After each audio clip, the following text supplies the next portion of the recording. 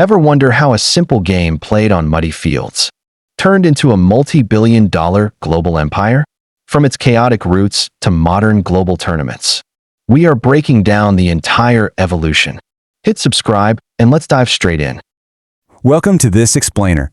Today, we're tracking the epic evolution of football. We're going on a chronological journey, taking the sport all the way from its chaotic, muddy roots centuries ago, right up to the glittering stadiums and the highly structured global phenomenon we all know today. It really begs the question, doesn't it? How exactly did such a chaotic and frankly violent game transform into a modern global religion? It's a completely fascinating evolution. Okay, let's dive into this. Section 1. Chaos before the rules.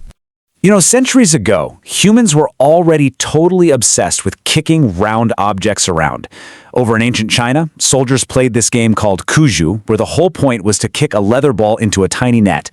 And the ancient Romans and Greeks, they had their own similar variations too.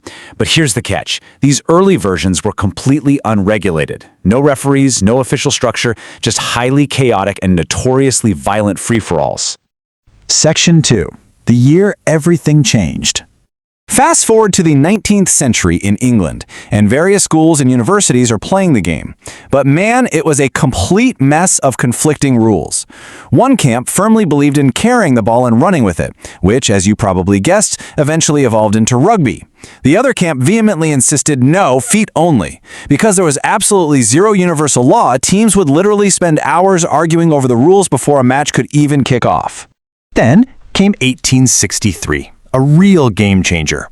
A group of men gathered at a pub in London and officially founded the Football Association. For the very first time in history, they actually codified the official rules on paper. And most importantly, handling the ball was permanently banned. This brand new, unified rulebook officially birthed association football, what we commonly call soccer or just football today. By standardizing the laws of the game, it suddenly became incredibly accessible. Factory workers, everyday people, they could now just gather on a field and play immediately. No more pre-match debates, just pure football. Section 3. The sport goes global. Now, what's really interesting about this timeline is just how fast the sport's legitimacy snowballed. I mean, the FA was founded in 1863, right? Less than a decade later, in 1872, England and Scotland played the very first international match. And a fun historical note for you, despite all those brand new shiny rules, it ended in a 0-0 draw. By 1904, FIFA was born, which led right into the very first World Cup in 1930. But how on earth did it spread so fast globally? Well, that contagion was driven almost entirely by traveling British sailors, traders, and engineers. Basically, wherever their ships docked, they'd step off, set up a makeshift pitch, and start playing. Locals all across Europe and South America would watch, join in, and they just fell madly in love with the sport. And the way different cultures embraced and adapted the game is just incredible to think about. Take Brazil, for example. Kids began playing in the streets using balls made entirely out of tied-up rags. They took those rigid, formal British rules and completely adapted them into a fluid, magical style of play that would eventually absolutely stun the world. Section 4.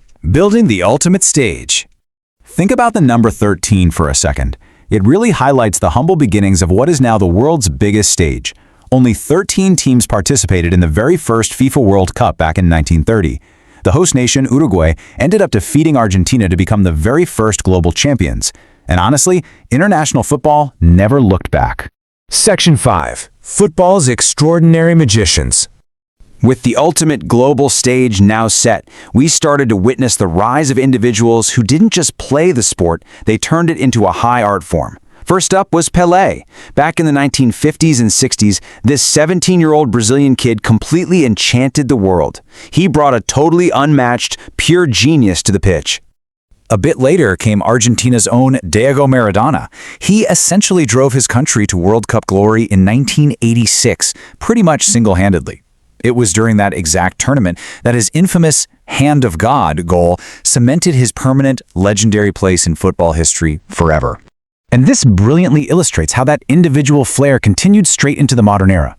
We witnessed the pure, effortless elegance of Zinedine Zidane, the infectious, joyful smile of Ronaldinho, the relentless, machine-like hard work of Cristiano Ronaldo, and of course, the breathtaking, God-given talent of Lionel Messi. Each of these guys brought distinct traits that literally lifted the sport to unimaginable heights. Section 6. A modern global religion. So, why does all this matter? Today, football is a bona fide global religion. Whenever a child kicks a ball in any corner of the earth, they instantly become a living part of this beautiful history. Because a group of guys sat in a London pub back in 1863 and finally agreed on a universal set of rules, kids in Brazil, Europe, or anywhere else can instantly understand and play the exact same game together today. It's a universal language. It's a journey that began on chaotic, muddy fields centuries ago and has now reached the grandest, most glittering stadiums on Earth. And it leaves us with a totally fascinating question to ponder. If a simple leather ball has the power to unite the ancient and modern world so completely, where will the beautiful game take us next? Thanks for exploring this history with me in this explainer, and keep your curiosity alive.